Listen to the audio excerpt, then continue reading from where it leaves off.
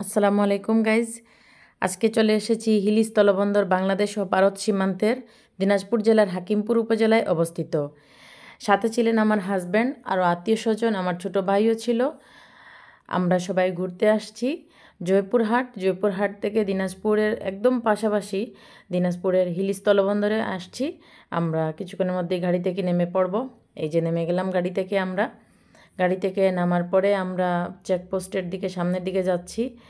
এখানে আমাদের সাথে একজন কর্মকর্তা ছিলেন সরকারি, ওনার ওনার সুপারিশে আমরা ভিতরে প্রবেশ করার অনুমতি পেয়েছি। এই যে দেখেন আমরা সবাই আস্তে আস্তে সীমান্ত ক্রস করছি। 1986 সালে বাংলাদেশ সরকার কর্তৃক বাংলাদেশ ও ভারতের মধ্যে রপ্তানি আমদানি ব্যবসার জন্য হিলি শুল্ক স্টেশন প্রতিষ্ঠিত হয়। হিলি স্থলবন্দর প্রায় 10,000 একর এলাকা জুড়ে অবস্থিত। এর 10,000 মেট্রিক টন ধারণ ক্ষমতা রয়েছে, কারণ প্রতিদিনই বাংলাদেশ ভারত থেকে প্রায় 250 থেকে 300 ট্রাক পণ্য আমদানি এবং রপ্তানি হয়ে থাকে। এজন্য এর ধারণ ক্ষমতা 10,000 মেট্রিক টন রয়েছে।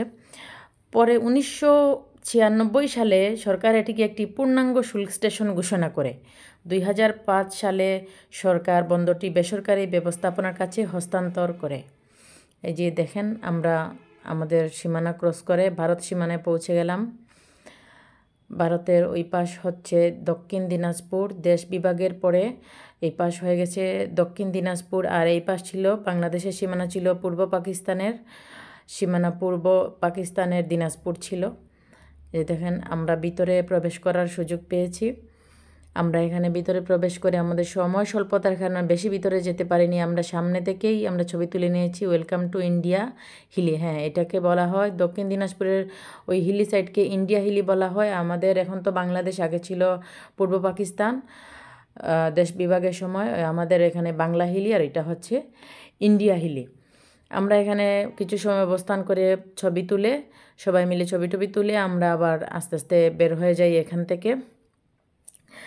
এই স্টেশনটি 2007 সালের নভেম্বরে Panama Hili port link limited 25 বছরের জন্য বন্দরটি ইজারা নেয় এবং এটি স্থলবন্দর হিসেবে কার্যক্রম শুরু করে।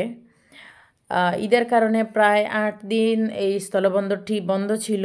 প্রায় 6 এপ্রিল আবার পণ্য মালামাল আদান প্রদানের আমদানি রপ্তানির যে ব্যাপার, ওইটা কার্যক্রম শুরু হয় 6 এপ্রিল থেকে। তারপরে আমাদের এই হিলি স্থলবন্দর থেকে আমরা সংক্ষিপ্ত আকারে সফর শেষ করে আমরা এখান থেকে বিদায় নিচ্ছি। তারপরে এখানে সামনে আছে কিছু নবারণ পাঠাগার, আর এরপরে আছে কিছু পণ্যের দোকান আছে। এখানে সবই ইন্ডিয়ান প্রোডাক্ট পাওয়া যায়। এখানে বেশিরভাগ আচার, চকলেট ইন্ডিয়ান। এখানে ভিতরে ঢুকলে মনেই হয় না এটা বাংলাদেশের কোনো মার্কেট, এটা মনে হয় যে ইন্ডিয়ার ভিতরেই একখণ্ড বাংলাদেশের ভিতরে একখণ্ড ইন্ডিয়া, এরকম মনে হয়। হাকিমপুর দিনাজপুরে যে বাংলা হিলি লেখাই আছে দোকানে, না দেখলে বুঝতে পারবেন না, কারণ সবগুলাই ইন্ডিয়ান প্রোডাক্ট এই দোকানে। তারপরে আমরা হেঁটে হেঁটে সব জিনিসপত্র দেখছি। এখানে বেশিরভাগই শ্যাম্পু, সাবান, লোশন, ক্রিম, তারপরে চকলেট, বিস্কিট, এগুলো ইন্ডিয়ান, চিপস আছে, আরও কিছু প্রসাধনী আইটেমও আছে ইন্ডিয়ান। এগুলো আমরা একটু হেঁটে হেঁটে চোখ বুলিয়ে দেখে, আমরা কেনার সময় নাই তাই আমরা আস্তে আস্তে চলে যাচ্ছি। তারপরে আমাদের গাড়িও চলে আসছে। আমরা গাড়িতে উঠে যাওয়ার পথে একটা সুরা মসজিদের দেখা পাই। ওইখানে হুসেন শাহী আমলের এটা সুরা মসজিদটি, সুলতানি আমলের এটা বিরল কীর্তি স্থাপত্য।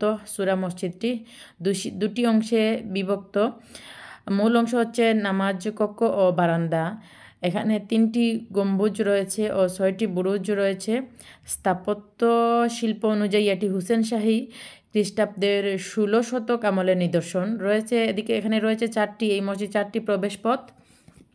আর মসজিদের পাশে একটা বিরাট বড় একটা পুকুর রয়েছে। পুকুরের চারপাশে এই যে দেখছেন কবরস্থান, এখানে পুকুরের চারপাশে কবরস্থান আছে।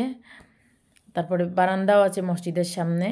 এই যে দেখেন আবার পুকুরে, বিশাল বড় পুকুরের চারপাশে আম গাছ লাগানো আছে। এখানে দর্শনার্থীরা সবাই বিকালে এখানে এসে ছবি তুলেন। এখানে আবার ফুচকা, চটপটি এগুলাও আছে। এখানে বসে বসে সবাই খাওয়া দাওয়া করেন।